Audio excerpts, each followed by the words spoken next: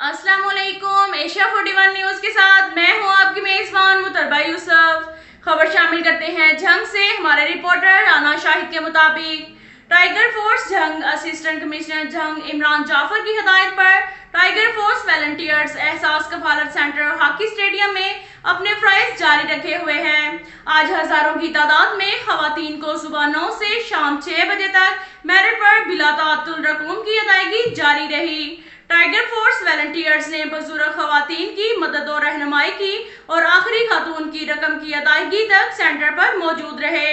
Rush को control करने और इंतजामात की बेहतरी के लिए टाइगर फोर्स जंग अपनी खिदमात जारी रखे हुए है।